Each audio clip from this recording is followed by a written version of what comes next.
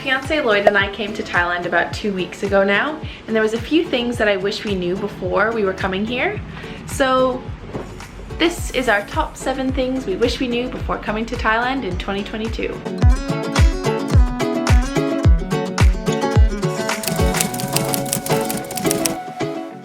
Okay, so when Lloyd and I travel, we don't exactly do a whole lot of research on the place that we're going to. We kind of just buy the tickets when we want to go and just show up. But these are some of the things we wish we would have known before coming to Thailand. This one shocked me actually. When we landed in Thailand, we only had a small amount of money, so we went to get dinner and needed to get some money out. The ATM charged us, I think it was 220 Thailand baht, which is about, it's over $8 Australian. That was a shock. I thought maybe we went to the wrong ATM. So I tried a couple of other ATMs and discovered that they all charge that amount. After some digging around, we figured out that one way to avoid that is to go into the bank with your passport and your ATM card, and they'll let you withdraw money over the counter and not charge you those fees. So that's a little hack, just to go into the bank yourself and withdraw money from the teller.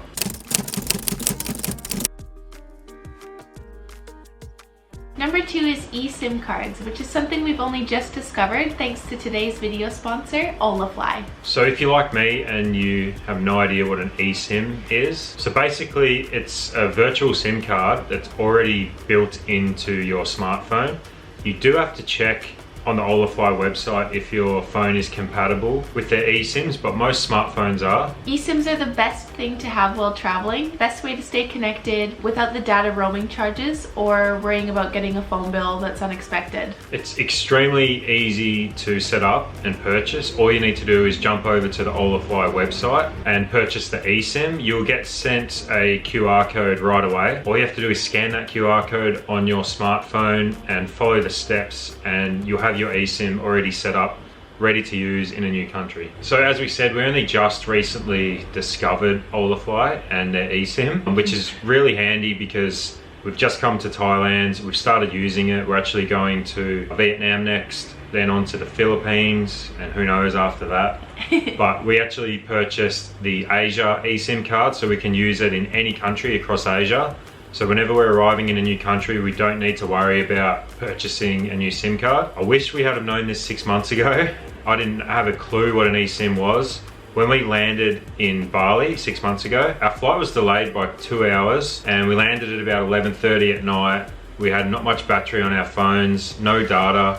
I had just enough cash on me to pay for a taxi. We got to our accommodation and there was no food around us whatsoever. There was no restaurants open, and we had no way of going to look for food. If we had have just had an eSIM card, we would have been able to catch a taxi or go for a walk somewhere. We spent the whole next day trying to sort out our phones. We found a phone shop, we bought SIM cards, which were pretty expensive, and they didn't even work for the first day. We had to go back to that shop twice to get them working, and it pretty much wasted a day and a half, which was our first day and a half in Bali, which we would have loved to have spent just enjoying by the pool or down the beach. Had we have known about Holafly and their eSIMs, things would have been so much smoother. I really wish we knew about them 6 months ago. So that's why we've partnered with them on this video today, because we think it'll actually bring a lot of value to you guys. If you've ever arrived at an airport and have been looking around for SIM cards, they're usually more expensive and not as environmentally friendly because you're constantly getting the little pieces of plastic to put into your phone.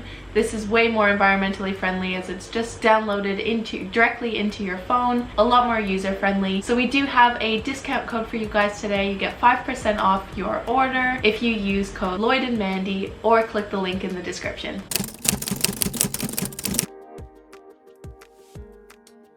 So number 3 would be the street food. I, like a lot of other people, was a bit scared to try street food. There was a lot of street food available in Bali, but nothing compared to Thailand. It's everywhere. Any city you go to, you can find a night market or just a back alley street vendor somewhere, and the food is amazing. So good, so high quality, so fresh and affordable. and you're actually amongst the locals, like actually eating at restaurants with local people, so you get to actually experience what it's like to live here. Yeah, and another bonus is that it's really cheap. Yeah.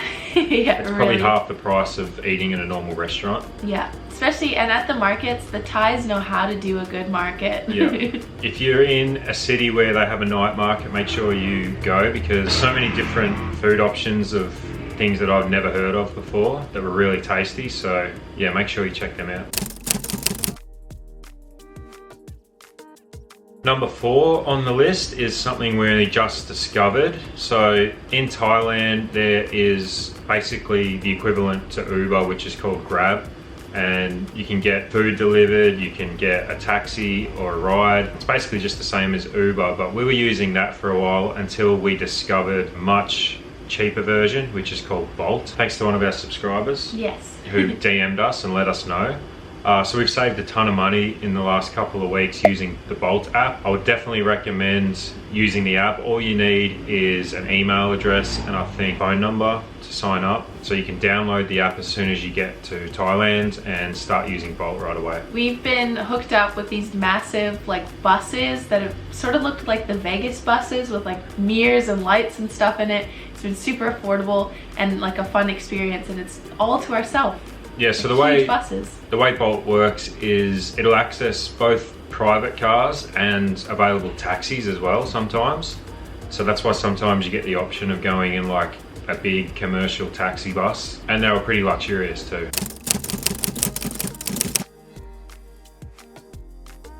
Number 5 is something we only recently discovered. So if you don't know, drinking in public in Thailand is actually legal.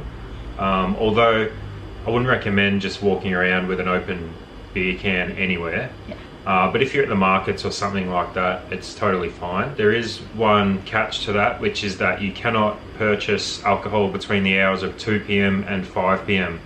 And that's from any major convenience stores, so like 7-Eleven and things like that. I do think if you're in a restaurant, they'll still serve you alcohol because you're sitting down and eating. But if you're trying to get takeaway alcohol between those hours, you can't do it. I'm not sure why the law is like that. Probably to discourage people from just drinking all afternoon. Yeah, drinking flat out. But it's actually crazy because we didn't know it. And going into 7-Eleven, they actually completely cover up the entire alcohol section, so you can't even like see it pretty much. Yeah. And it's blocked off between those hours. So keep that in mind if you're wanting to do some day drinking. Yeah, so, and if you're in a shop like I was and they tell you they can't serve you the beer, it's not because they're trying to be mean or anything, it's just the law, they're not allowed to. That also goes the same for Buddha Day, which we experienced last week. Yeah. So Buddha Day was on a Sunday, and our waitress told us that they weren't allowed to serve any alcohol all day.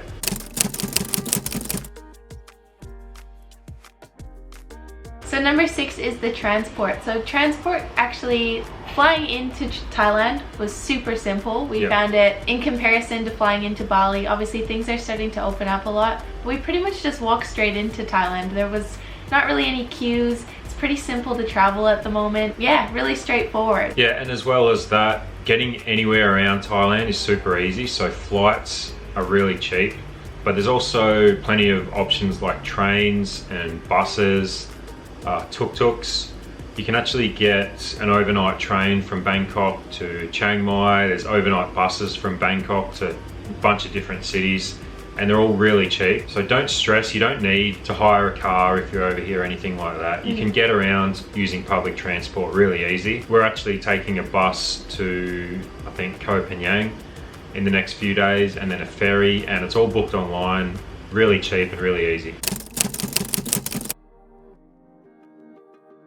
And number 7 is Thai speaking. So we didn't realize this until one of our subscribers let us know that there's actually one way that men say something to be polite and women say something to be polite. Is that correct? Yeah. I think I've been speaking like a woman. I think I've been like swapping back and forth sort of, because I wasn't sure exactly which one I was supposed to be saying. But for women to say thank you, it's Kap Kun Ka, and for men it's Kap Kun Kap.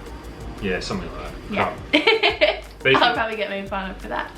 if you're like us and you like to just be able to greet people in the local language, to be polite, then make sure you're doing it the right way. You might get some funny looks, Yeah. some laughs. Just watch some other YouTube videos. There's some really helpful ones on here that just give you the basics so you speak in correct, polite terms, so you don't get some funny looks like we have. Yeah, I don't think it's a big deal. I think the Thais appreciate you trying to speak in the local language anyway, but that's just something to know if you are going to be talking in the local language. Yeah. We hope you guys have found this video helpful in some way. If you did, don't forget to hit the like button and subscribe to our channel as we upload very regularly to our channel. We will see you guys in the next one. Bye!